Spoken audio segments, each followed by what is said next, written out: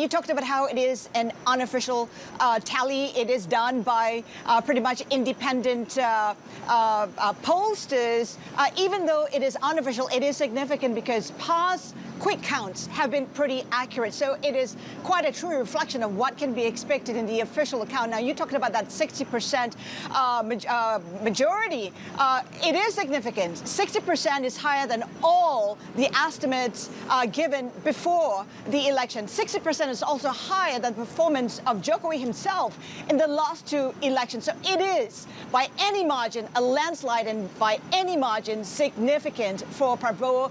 At it for a third time the charm. Now, it shows that his strategy has worked, a strategy that relied a lot on social media, on TikTok in particular, and revamping, reshaping his own image. Now, remember, this is the man linked to the deaths in East Timor, in Papua New Guinea, linked to the abductions of student protesters, yet he is on the cusp of being the next president of Indonesia. So that strategy to show himself as a softer man, if you take a look at the meme on TikTok, he's reflected as a chubby, cuddly grandfather, and that's appealed to the younger generation. Remember that more than 50% of the voters, out of 200 million voters, are under 40 years old, with no knowledge, with no memory of what happened back in 1998. It also shows how critical Jokowi's support, endorsement has been for Prabowo.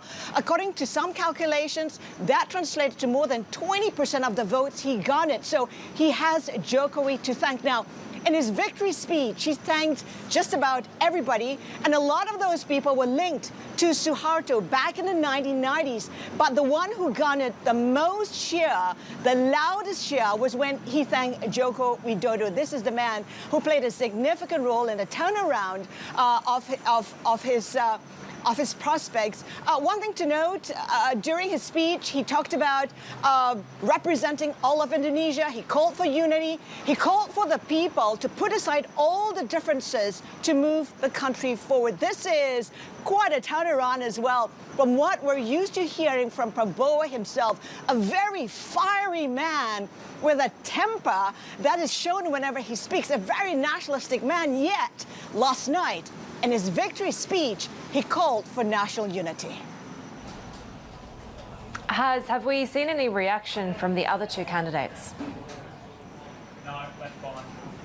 Well, they have not conceded defeat. In fact, Anies and Ganjar both said that they will wait for the official numbers, but they were disappointed, obviously, because the numbers were way lower than what the polls suggested, and it also means there is very little room for them to squabble with Prabowo's win. But what is worth noting, really, is not so much the numbers or the reaction from the two other candidates, but the unease in the country. One, the resurgence of Prabowo, perhaps a backsliding of democracy in the country. Now, this is hard-earned democracy. You may not know this, but it is a young democracy, about 26 years old. It started only in 1998, so it is hard-earned, and they paid for it in blood. So there is a sense that there's a backsliding of democracy with Prabowo back in power. There's also a sense of being a betrayal of some sort by Jokowi himself.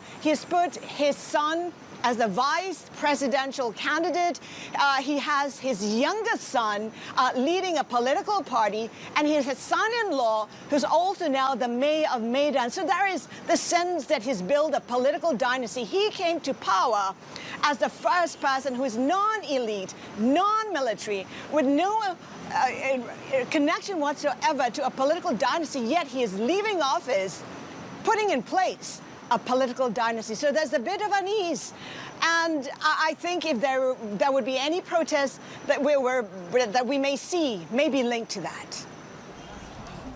Well, Prabowo is expected to continue with Jokowi's business-friendly policies. How are investors looking at this victory?